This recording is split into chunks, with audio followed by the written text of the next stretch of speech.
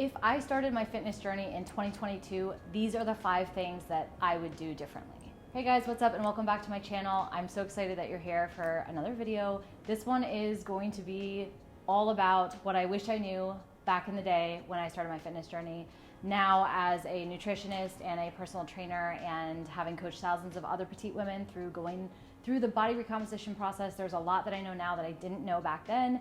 And if I was just literally starting out today and knew nothing and my body composition was different, there's really specific things I would do differently that would get me a result faster and have a more enjoyable experience and also have it be sustainable and just be like a real lifestyle change. So I'm gonna tell you exactly what those 5 things are in this video. If you like this video, please give it a like and subscribe for more content tailored to petite women. And let's jump into it. Okay, so the first thing I would do is the most obvious one, and that would be to stop doing so much cardio and start lifting weights as a petite woman.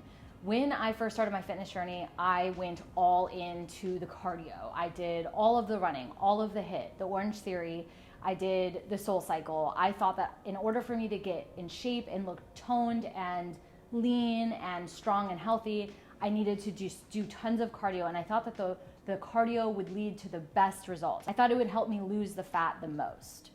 As it turns out, it doesn't really work that way. Cardio is a great tool for fat loss as like a sidekick, but the best way to lose fat and have that toned, strong, healthy look is by lifting weights and focusing on your nutrition. And then the cardio is like a third, like I said, sidekick kind of situation. What I didn't know back then besides that is that this is also especially important for petite women because as petite women, we have less lean body mass, less muscle overall. And so increasing your muscle mass by lifting weights is actually going to help you burn more calories at rest because muscle burns more calories than fat does. And increasing your lean body mass is going to lead to a faster metabolism naturally, which is going to allow you to burn more calories at rest, which is going to help you effectively burn fat over a longer period of time, and then you just get more bang for your buck. And so what that means and what that looks like is you put on a little bit of muscle and that stretches way further for you rather than just a single one-off cardio workout, which just only burns calories in that moment. You can think about going to the gym and building muscle as something that you're doing for future you. It's like putting pennies in the piggy bank that allow you to burn calories in the future down the line, not just right now during that workout, if that makes sense. The second thing I would do differently is shift my mindset, and instead of working towards an event, I would work towards a change. So much of my early fitness journey was spent trying to desperately get in the best shape of my life, the shape that I really wanted to be in a really short time frame, like 2 weeks. That would be a long time back then for me. Back in college, I would start trying to restrict or diet or go on tons of runs for an event that was 3 days later on the weekend. And instead of trying to work towards these weekends, always fighting against what I had been doing the last few days, so I'd do something really extreme for an event coming up, instead of that, I would shift my mindset to be working towards a real sustainable behavior change, period. It's so easy to get caught in the mindset of just trying to look good for the weekend, for your vacation, for a wedding, and then right after the event is over, you go back to your old habits, or you binge eat, or you drink alcohol more than you normally would, or you just go back to whatever you were doing before, being less aware, just not paying attention as much. And then you gain those few pounds back, and now you have another event the next week that you want to start working for again. Imagine what it would be like, where you would be in a year if you actually just changed your lifestyle, changed your behavior in small ways. It doesn't have to be extreme. Imagine what you would look like and how you would feel if that was really your life and it wasn't just your life 3 days out of the week where you go all in to kind of feel like semi-acceptable for an event you have coming up. My eye just twitched, so that's clearly something that I wish I could go back and change. Like my eyes are twitching right now. I think this is the biggest act of self-love because you cannot make the change that you want, like the type of change you want. And I know you because I talk on the phone with you guys. I talk with all the women in my community. The type of change you guys want in terms of losing fat and gaining muscle, and it's the type of change I wanted for my body as well back then, it's gonna take longer than 10 days. And the reason why I think this is like the ultimate act of self-love is because when you decide that you're gonna do this, you're deciding your worth putting in more than 10 days work. Like, your goals are worth more than just trying to get a quick fix, and you deserve to have, like I always say, the most powerful body, the most powerful you, and it requires more than a 2-week ab challenge or a diet. It's going to be like a real change, and that's a powerful act of self-love. It's going to help boost your confidence. It's going to help you feel better in your body, and it's going to lead to the real results that you actually want. The third thing that I would do differently is I would take way more photos and videos early on in my journey. Now, I know this isn't fun. It sucks, but it's not just to have the photos so that later you can look back and be proud. The reason why I would have taken more photos and videos in the beginning stages of my fitness journey is because it's actually an accountability thing. So by taking those photos, think about that feeling you have when you go to take a photo and you're starting your journey, or you've fallen off and you're getting back on. If you're anything like me, you feel like, I don't want to take these photos right now. I don't want to face the reality that I'm not where I want to be. That pain and that emotional feeling, it keeps us from taking those photos. But if you can get a little bit out of your comfort zone and tell yourself, okay, it's just me in my house taking these photos alone. I can delete them right after I want, or whatever. Just whatever you have to say to give yourself a chance to take them. When you actually go take them, it becomes a moment of better awareness. It becomes a moment where you're actually facing the truth of where you are now is not where you want to be. You have to know that you are not where you want to be to start having the motivation to make the change. So the reason why taking these photos is so powerful is because it kind of forces you to face the reality of you're not where you want to be. There's no objective reality, right? There's no objective truth of you don't like looking a certain way. It's for you. You're not where you want to be, and now you have to admit that to yourself, and that in turn becomes the most amazing fuel and the most amazing motivation ever. But it does require kind of putting yourself out there, being a little bit, out of your comfort zone, taking these photos, admitting that you have some things you want to work on. But if you can get through that, it's going to become great motivation, great fodder. And if you take those photos every week, every 2 weeks, and you start to see the changes, that is so motivating. And if I had just been able to get over that fear of like, I don't want to actually look in the mirror and take these photos, I think I would have gotten started faster because I would have had to face my current situation. And then I would have been really motivated to take the photos next week and like stay consistent, stay on track of on top of my nutrition and whatnot. So it's not just having those photos, but it's actually like how they feed into your overall motivation and accountability for yourself.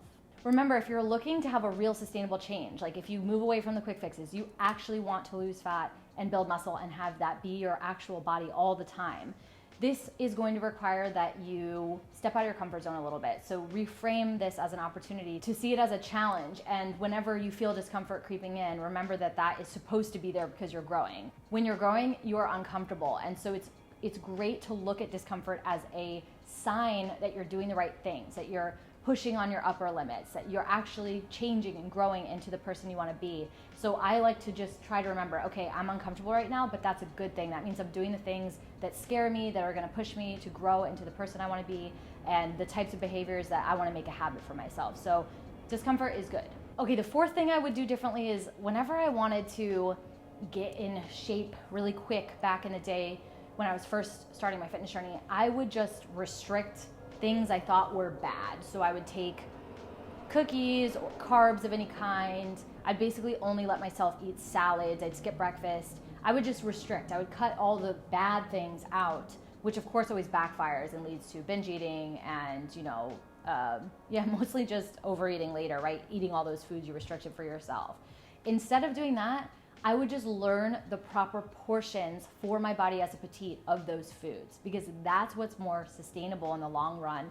And I didn't realize that I could have the foods I wanted and also achieve the goals I wanted. I just needed to learn what are my proper portion sizes as a petite woman. What do I need to feel good and have this be sustainable? And what do I also need to achieve my goals? So I think that education part of nutrition is so important, instead of just following a fad diet or cutting out entire food groups, which you can't do for the rest of your life. So you're like doing it only for a quick fix. I would have just gotten to the bottom of that instead of kept playing those games with myself. The fifth thing is, if I could go back, or if I was starting my fitness journey this year, I would skip the learning curve entirely and just hire a coach or enter a program that I trusted and that I knew would help me get there without having to spend hours going on YouTube and Googling things, right? Because we've all done this and it leads to a million different answers. And so it starts to become very confusing. Which answer is the right one? You know, and you just think about that all day. And then you try them, but you don't stick to them for long. And then you end up doing like 10 different things and you've gotten nowhere in 10 weeks. So the reason why there's a million different right answers on the internet is because there's a million different types of people and different goals. So you're gonna see that there's different use cases for different approaches on the internet, and certain professionals will use different tools for different goals. What hiring a coach or entering a program that's good does is it helps you figure out what is right for you right away, so that you can just skip that whole period of trying to figure out and wade through all the info that's on the internet and is this what I want and what I need. And it's just, okay, we hear you, this is what you need and want, this is how we're gonna do it, and now we're gonna monitor your progress over time and make adjustments and course correct. That's like a foolproof way to get where you wanna go. Since everyone is different, it just helps so much. You're different, to have a coach who can take that into account, look at all the things, and give you a plan that is made for you. Because when it comes down to it, you can spend all the time you want doing random workouts on YouTube, but if it's not getting you where you want to go, like I always say, random workouts lead to random results, then it's probably time to just seek expert support and get yourself a plan so that you're not spinning your wheels or getting frustrated or wasting time. It'll be more efficient in the long run. When I hired my first coaches, I saw so much progress in a so much shorter period of time. It just is literally like cutting the waiting line. It's like the biggest hack you can make in terms of saving time and money, and also just being excited about doing your fitness journey. Along those lines, I do want to let you guys know, if you are a petite woman, we are kicking off our May 1st session of the Petite Power Program, which is our online transformation program for petites. It includes fitness, nutrition, and mindset. We have dietitians, we have nutritionists, trainers, we have an app, and it's awesome. It's a 12-week long program, and we kick off our May cohort on Sunday. We have a big orientation party, and then everybody's gonna start their first workouts on May 2nd, so it's the following Monday. So if you wanna just skip that learning curve and start with us, we are a group of petite experts who get you as a petite woman, get your body, we know what's different about it. And you also have all of your petite peers in your petite community. Then you can learn more about that in the description below. I'm also going to be hosting an encore of my most popular training. I know a lot of you guys wanted to come but couldn't make it to my earlier sessions this week. You can register for that below. And that training is going to be all about the petite body type. And at the very end, we'll talk about petite power. You don't have to stay for that if you don't want, but if you do want to get both in one training, it'll both be there. So you can learn more about all that below.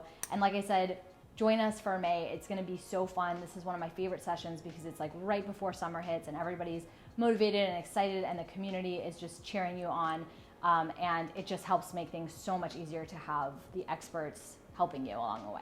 Let me know what you guys think about this. If you have already started your fitness journey and any of this resonates with you, let me know in the comments below. Let me know what you would have done differently. Let me know where you're at now if you're just starting your fitness journey. I hope this was helpful for you. I hope it helped you get a little bit ahead of the game here for yourself.